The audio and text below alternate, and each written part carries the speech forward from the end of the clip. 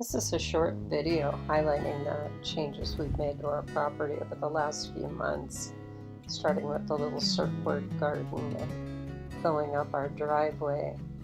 We cleared all the way down to bare soil, and in search of the best ground cover with little maintenance, we've planted hearts and vines, sweet potato vine, ground orchid, bromeliads, and white ginger.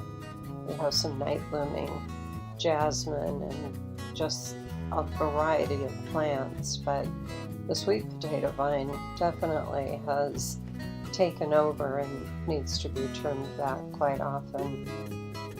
This is a water feature that I put in and decided later to move it, and we replaced it with a bubbler.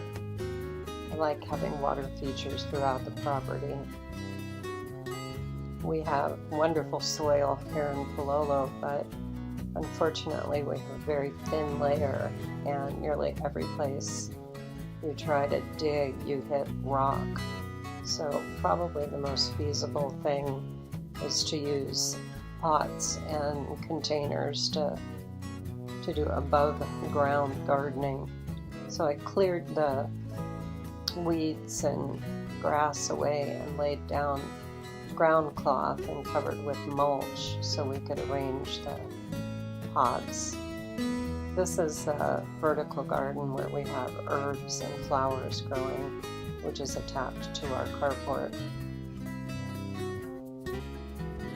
We have 4 different kinds of roses, which unfortunately do not get lush and bushy, but they do have beautiful blooms. The great thing about having containers in the yard is being able to move them around.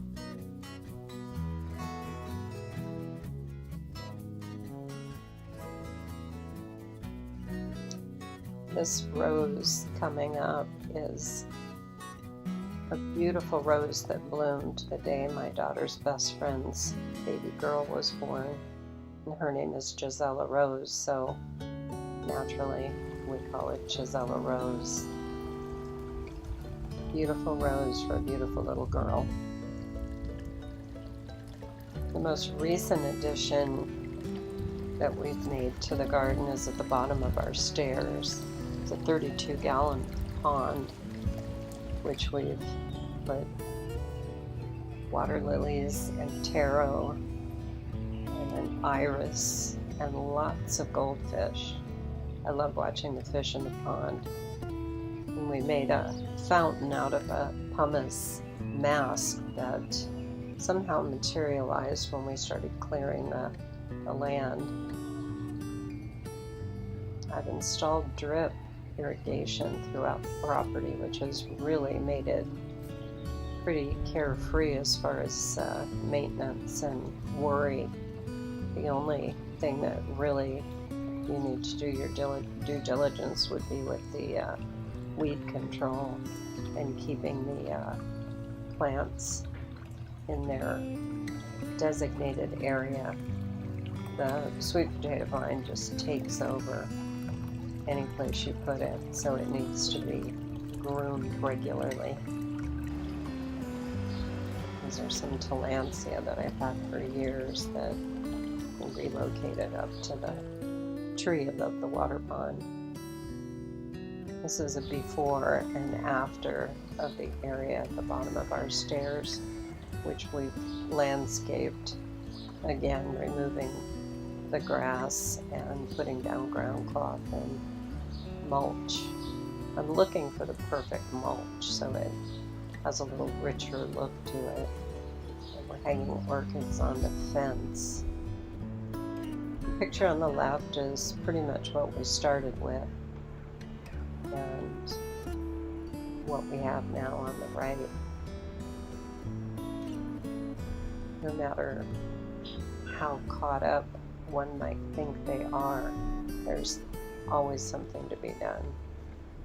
I keep going to the garden store saying it'll be my last purchase, but that's never the case. This is above our carport. When I first started clearing away the grass and weeds. And this is shortly after I put down mulch. This is what the driveway looked like. And this is what it looked like after the weeds were cleared. This is the first area that I landscaped, and this is a little more recent picture. Our next project is going to be hopefully to make Jamu a little she shed for her to hang out when we work in the yard.